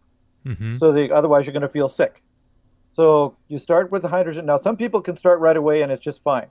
But some people, they can't even do it for 5 minutes. So I say 5 minutes, 3 times a day, and then increase it by a minute a day. So the second day, it would be 6 minutes 3 times a day, 7 minutes 3 times a day, on until you're doing 20 minutes 3 times a day, or essentially an hour a day. Once you're doing an hour a day, you can inhale as much as you want, whenever you want, and at that point, you've done your preloading and all the things. Your body is used to it. It'll do its job. Now, I listened to a podcast that you did with another person. And the caller was saying that he sleeps with his. Is that okay? Do you think, to sleep all night with a cannula and breathing it, or is there any downside? Absolutely. To that? Yeah. No downside whatsoever. It's a great idea, especially for those people that are just on the go all day. They just do not sit down like I do for hours at a time in front of a computer. And answering customer emails and ordering parts and all the other kind of things to feed the this business I have. Yeah. So the people, they just and you can do it while you're driving. You can use an inverter to run the machine in the back seat or something. I'm waiting to see somebody doing that, and a cop pulls them over and they've got the cannulas on. Oh my God! Can you imagine? Oh jeez. They got to videotape that one. Yeah. Oh my gosh, that's funny. Okay, we'll take a couple more questions, guys, from the YouTube chat room. If you have any pressing questions, we'll take a few more, and then we'll let him go. So would alkalinity assist in the separation of hydrogen from O2 like the way alkaline metals do on their own? Would alkalinity assist? Sure. Yeah, I'm not sure what that means. No, I'm not sure either. Maybe they can clarify. Yeah, maybe they. Okay, here's another one. Do these generators need to add an additive to help with the HHO, or do the new ones not need those anymore? No, you cannot make Brown's gas without what we're calling an additive. Now, usually I use lye, which is NaOH, or sodium hydroxide. A lot of people out there are still using KOH, or potassium hydroxide, but that is extreme. Like we use it on the ranch to debud calves, where you just put the potassium hydroxide as a paste on the horn buds, and it would actually eat right into the skull. Okay. Whereas the sodium hydroxide was typically used in making soap. The lye and oils, you mix them together and you make soap. For thousands of years, people have washed their bodies and bathed and washed their clothes with soap, which is lye and oil mix. So yes, it'll sting if you get it in your eyes, and if you tell a lie, your mom will wash your mouth out with it. But you don't. but it isn't going to be caustic in the same way that potassium hydroxide is. So yes, again, as I explained before, and actually I didn't make it clear enough, and this is a good point. The reason that you need the impurity in the machine, what we call a catalyst, is because you can't have a membrane and make Brown's gas. There are a lot of machines out there, electrolyzers, that split water into hydrogen and oxygen, but most of them use a membrane to separate the anode and cathode so that the hydrogen gas goes out one hose and the oxygen gas goes out the other. And as long as you've got a membrane in between the anodes, the cathode and the electrodes, the anode and cathode, you can't create the electrically expanded water, which forms right in the middle where the membrane would be. It comes right out of the gas. It's actually not part of the Faraday equation. It's a side effect of the electrolysis process. And only the types of electrolysis that don't have a membrane can have this side effect. If it has a membrane, whether it's a permanent PEM or SPE, solid polymer electrolyte membrane, or whether it's just an asbestos membrane like they used to do in the Faraday days or something, any electrolysis machine that uses a membrane is not making that electrically expanded water. There's actually an Asian fellow by the name of Choi that is doing some really good research where he's dyeing the water in certain ways, and you can actually see the process where the anions and fluid, they form chains, and right where they're reacting, this gas is formed, where the water is being stuffed with the electrons, and it becomes a gaseous form of water and bubbles out, right out of the fluid itself. So yes, unfortunately, if you're going to have Brown's gas, you have to have the catalyst. Okay. Now, there's people that don't want to have the catalyst or deal with the catalyst, and that's fine. They can go with any of the various other hydrogen machines. And as far as the SPE or PEM technology is concerned, that's a very clean, very easy technology to maintain and stuff. Unfortunately, it does have one side effect of it doesn't have a very good longevity. Where the micropores and stuff start to get plugged up, you can clean it somewhat, but they'll reach a point where it can't be cleaned anymore, and then it's just dead. Whereas the electrolyzers that use this older technology, like the Aqua Cure, where you've got the catalyst, not only do you get the electrically expanded water, but they're going to last for decades. They're just going to work. They just sit there and do their job. So what kind of warranty do you offer people, and what's that like when people purchase one of these devices from you?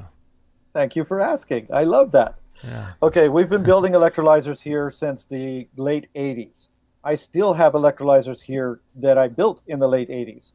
So I am quite confident to give a lifetime warranty to every single Aqua Cure that goes out there. The warranty covers shipping, parts, and labor. So the customer pays nothing more if there's a manufacturer error. We also have a 1-year satisfaction guarantee. So you can buy the machine, use it for a year, and if you decide after a year you don't want it or don't like it or it isn't doing what you expected to do, or the $2,500 is more important than the machine, you can send it back and we will give you your purchase price, refund your purchase price. So the warranty is lifetime, covers everything, and the 1-year satisfaction guarantee. Wow. So do you have like a normal, shoot, I can hear you fine, but your video froze. Maybe it'll come back, hopefully. So with the customer services, like, can they call someone if they're having a difficult time setting it up, or how does all that work for people? Email. It's just me, essentially answering all the customer questions. That's a lot of work. So I just don't do phones anymore. I Yeah. learned that it takes way more time. A person wants to be polite to the customer, and when they type in their question, they tend to be brief and get to the point. When they're talking to me on the phone, I learn about the weather in California or what's happening Yeah. So and of course, I am kind of interested in the weather in California when I'm living up in Buffalo, New York, and you got 3 feet of snow and stuff. It's like, but we tend to get, we still be appropriate topics and stuff, but it takes a lot of my time, and I'm unfortunately, so I don't do the phone. I do email. That also allows me to send pictures and videos and links and a lot of text that will help people if they're having any kind of questions or problems. Okay, cool. And you have a really cool video too on, if those that are watching or want to check out some of his content on YouTube, you have a good presentation that I think it was one of your more recent videos on YouTube, and you actually describe and you show in detail that membrane that you were just talking about, and how the Brown's gas gets created because of the lack of membrane. So, that was a recent conference I think you were at, right? Is that correct? Yes, in October of 2019, I spoke at a conference in Germany with the. It's weird how my video keeps freezing, isn't it? I know. Right. But anyway, I spoke at a conference in Germany, having to do with what is Brown's gas and its applications and things like that. And of course, during what is Brown's gas, I mentioned this. Now, if you go to the eagle-research.life website, you'll actually see a video of that conference, and so people can see the Brown's gas being produced in a transparent cell and the anode and cathode and all that stuff. That's awesome. Awesome. Well, thanks, George. I apologize for the late start and the technical glitches and stuff like that, but I hope it turned out good for you. And I think the video was good, but the audio is going to be really good. So thanks for being here today. I appreciate it. I love being on places like this, Justin. It's I love being able to help people, and you help spread the word. I'll make a good machine. You spread the word. We'll make it happen. Help a lot of people. That's it. Awesome. Well, I will be in contact via email. I'll send you an email with the link to this, and you can put it on your YouTube channel or share it, whatever you like. But I'll be in contact next couple of days with that link. Awesome. Cool. All right, George. Well, have a great weekend. Are you going to do anything fun today? What do you got planned? Well, today I'm trying to clear up everything and get my RV ready to go because my wife and I are going to go out with some friends camping over the weekend. It's the first trip we've taken in months, and so I take 2 days off, and I'll have to get back to work. Oh, man. Well, that'll be fun. So you're going to do the traditional camping thing and go out there in a tent and all that? I have an RV, so I guess you'd call it more like glamping. I love it. That's so cool. Well, awesome, George. Well, have a great weekend doing that and recharging yourself, and I'll be in touch on email. Thank you, Justin. A pleasure as always. All right. Thanks, George. Okay. Bye-bye. All right, there you go, guys. Mr. George Wiseman. I was going to say George Foreman, but he's a boxer. George Wiseman. I hope you guys enjoyed that. That was really, really fun. And yeah, very cool. I hope you check out his research and his website and eagle-research.com. And if you we're not connected to him in any way financially, but if you want to purchase one of his devices, tell him we sent you just to let him know about us and the work we do. So I would appreciate that.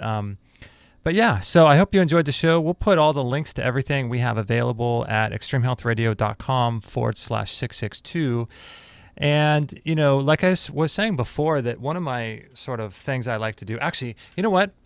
No, I'm not going to run any commercials, any more commercials. But I think what I was kind of mentioning before was that, a lot of these things I like to offer to people because, like I mentioned on the show, you're not going to really get this kind of information from medical journals, from commercials, from trade show journals, from newspaper articles to online videos. You're not going to get this kind of stuff from mainstream media.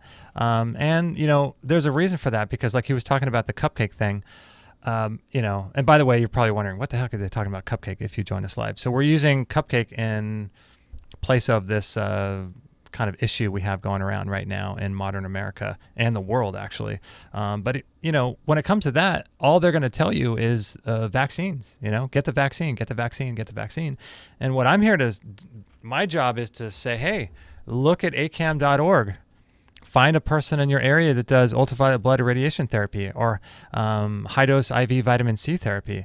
And I know that from a mineral perspective, vitamin C, ascorbic acid specifically, causes ceruloplasmin to fold to the right and not to the left, dumping bioavailable copper, which helps regulate iron. And I get all that.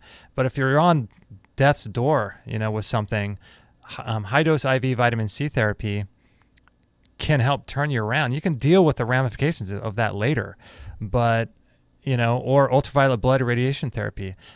In our academy, I did a video with I think it was like 26 things, but 26 things that kill the cupcake virus, and with PubMed studies showing that it kills it on contact, methylene blue, certain forms and frequencies of light, all kinds of things, MMS studies, PubMed showing this. So, and now he's talking about this with hydrogen. And so it's like, it's one of those things where if you watch the news, you're going to be afraid. You're going to be afraid. There's just no way around that, because they want to funnel you into a system that's going to give you a vaccine loaded with chemicals and poisons. And we reached out to a guy who did a really good video recently about the ingredients in vaccines, and we're going to do a show with him. He just booked.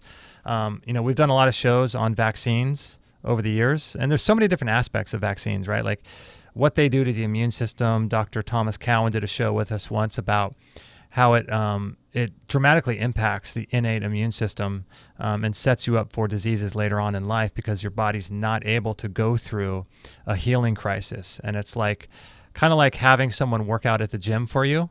You just don't get the benefits. And so later on in life, you don't have a robust immune system because your body was never faced with these things like mumps, measles, rubella, these types of things.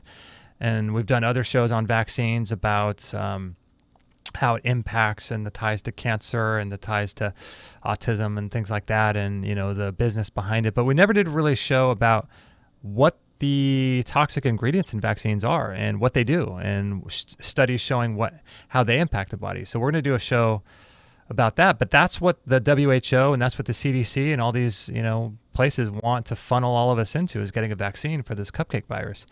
And when you know about solutions like this, and like I said before, for me, hydrogen is not the place to start with your health, I don't believe.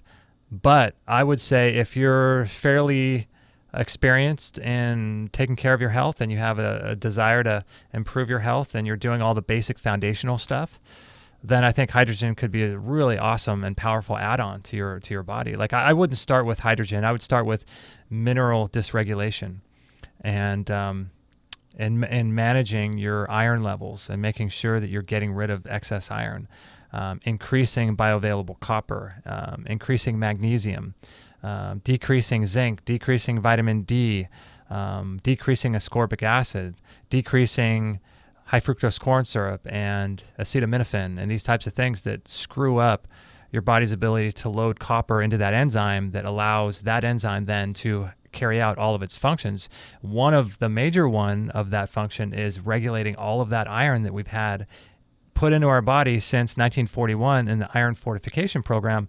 And by the way, iron is a heavy metal. And how is that iron going to be affecting us in a 5G world? We don't know yet. So we have all this metal in our body that's causing the choking off of the transferring of oxygen. So how are our bodies utilizing oxygen with too much iron? So we got to dump that iron, and we got to increase our copper so that it can manage all that iron. And then we got to increase magnesium because, like I mentioned before in our Zoom room, people think, oh, magnesium, great, take it. Yeah, it functions, 300 enzymes in the body. Your body has about 9,000 enzymes, according to Morley Robbins, give or take, And people say, oh, 300 enzymes. Yeah, you can take it. It's important. Magnesium is the foundation of your health. Like magnesium is everything. And it is used by 3,752 different enzymes. Just magnesium. It's responsible for 3,700 of our 9,000 enzymes, magnesium. So the place to start with your health is water, mineral regulation, because if you don't have magnesium and you don't have bioavailable copper and you have too much polyunsaturated fatty acids and you have too much stress and oxidation from excess iron poisoning since 1940, and in the late 1960s, they were, I think they doubled the amount of iron filings in our food through the fortification program that is killing all of us. So start there. But if you're doing all that and you want some cool things, think about getting one of these Aqua Cures. I think they're really, really cool. I think George is doing some great things, and it'll be interesting to talk to Tyler next week about that. So I hope you guys enjoyed that show, episode 662. If you purchase one of those Aqua Cure machines, we don't have any financial sort of relationship with him. I'm considering it in the future, but right now, if you want to give us credit or support or whatever, just tell him that you came from Extreme Health Radio, and just to let him know that we sent some listeners to him, and so I think it's really cool. I think this is really important information, and when you know about ozone therapy, when you know about ultraviolet blood irradiation therapy, when you know about blood donation, when you know about mitigating non-native EMF through dirty electricity in your walls, and mitigating light environment and blue light blocking, and how this impacts ATP production and your mitochondria, when you understand all this kind of stuff, it's like taking care of your health is really simple. You start with the foundations, the mineral, the light. Get reconnected to things in your life that are passionate for you, like helping people or a hobby, or like George, he's an inventor. Get reconnected with that kind of stuff, because when you have a purpose like that and you feel like you're helping people, or maybe you're just, your thing is business. You just want to make money and you want to offer good service or product for people, and you start really engaging with that. That alone has a tremendous impact. And then relationships too with people. So start with the foundations, light, water, magnetism, non-native EMF, that's all encapsulated in the light piece, mineral dysregulation, getting reconnected to your purpose, connecting with friends and family, and your work and yourself and to God. And when you do those types of things as your foundation, then you can move forward to doing more sort of advanced protocols. And so this is why, like, some people are just starting out with their health. Some people are very advanced in their health. And so I would put this in the category of mid-range. You've got some experience in your health and you want to try some new things, or you're very advanced in your health and you're doing a lot of this foundational work. And so, so I hope you guys enjoyed the show. We have a lot of cool shows coming up. So if you're new to the show, we do shows every Friday morning at 10:45 a.m. Pacific time. And next week, we have Tyler LeBaron from the Molecular Hydrogen Institute. So 2 weeks on hydrogen. And on Friday, we have Dr. Michelle Lamassa Schrader. We're going to talk about recall healing. And that is the nervous system and the brain and how that's connected to our family line. And it's fascinating to learn about how we carry the burdens of our ancestors through our subconscious. And this is how our nervous system is networked within itself to be able to preserve life. And the brain is producing a tumor as a way to heal. So cancer is not a disease, it's a healing process. So it's completely flips upside down the whole paradigm of cancer research. So recall healing is really fascinating. We've done a number of shows on that. And then our buddy Jason Christoph will be talking about self-sabotage, mind control, and how to rise up to your full potential. That'll be cool. And then Mr. Matt Blackburn over at MitoLife. If you guys are followers of his and you want to purchase any of his products, we have many of his products in our store, biocharge.me. He's got his enzymes, 3 different types of enzymes. He's got a PUFA Protect product, which is a high-dose vitamin E, which helps to rid the body of polyunsaturated fatty acids. Very important, because these things are like plastic, and we've been raised on them. He's got a lot of really cool products that we take, a vitamin K2 product, really cool. So I like supporting Matt and his work. So there's a 15% discount if you type in EHR15, I believe. To purchase. And then we got Dr. Andrew Kaufman. We'll be talking about exosomes and virology. Stephen Baker, Stephen Baker coming up, Project 180 about vaccines. So a lot of cool stuff happening. Make sure to subscribe on YouTube, on Facebook, or on your iTunes app or whatever app you're listening to us on. Make sure to subscribe so you don't miss any shows. All right. Well, that was quite a show. A couple hours. Mr. George Wiseman. A lot of fun. Let me put this in, make sure our little background music is playing. Make sure, guys, too, if you would, to support us by sharing our shows with your friends, and we'd really appreciate that. That would be really a great way to support us and our work. Consider maybe sharing this link on your Facebook wall or sharing this link on your Instagram and tagging us, because this is how we're going to get around the censorship issue. A lot of people are being censored these days, and we are one of them, most definitely. Sharing is a way around that, and it's a way to around getting information out that can help people really heal. So consider sharing our shows. And another couple ways to support the work that we do is if you ever make a purchase on Amazon, you can go through our link. We have links on our website and at the bottom of our homepage, Extreme Health Radio. And every time you go to Amazon, if you can remember to click our link first, that would be super helpful. That would be really, really great. That would allow us to continue to do the work that we do. And then finally, a lot of the products that we talk about and use are in our store, biocharge.me as well. And finally, the best way to support us is supporting yourself, and that is by joining our academy.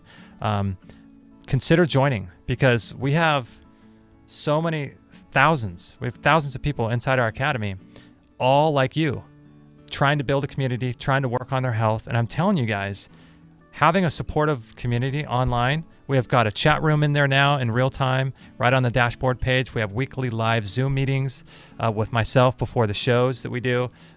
We have all the tools and the workshops and the everything we have going on there. Over 21 courses, I think, and the courses are like 5 hours long, diving deep into the physiology of the body and how it works. So if you want to join our academy and take your health to new levels, meet some really cool people, I would highly recommend you do that, because we have no idea how long we're going to be able to do the show here on social media. So find us at extremehealthacademy.com. Use the code EHR14 for a free 2-week trial. And that way I can introduce myself and say hello and all that kind of stuff. And I love to get to meet you and get to know you. That's why we started this academy, to help people, help folks just like you. So thank you guys so much for listening. Have a great weekend. And I will see you next Friday with Tyler LeBaron. No material on this blog is intended to suggest that you should not seek professional medical care. Always work with qualified medical professionals, even if you educate yourself in the field of live food, nutrition, and alternative medicine. I'm not a doctor, nor am I offering readers medical advice of any kind. None of the information offered here should be interpreted as a diagnosis of any disease, nor an attempt to treat or prevent any disease or condition. While information in this blog is discussed in the context of numerous conditions, it can be dangerous to take action based on any information in this blog or to start any health program without first consulting a health professional. The content found here is for informational purposes only and is in no way intended as medical advice, as a substitute for medical counseling, or as a treatment/cure for any disease or health condition, and nor should it be continued as such. Always work with a qualified healthcare professional before making any changes to your diet, prescription drug use, lifestyle, or exercise activities. This information is provided as is, and the reader/viewer assumes all risks from the use, non-use, or misuse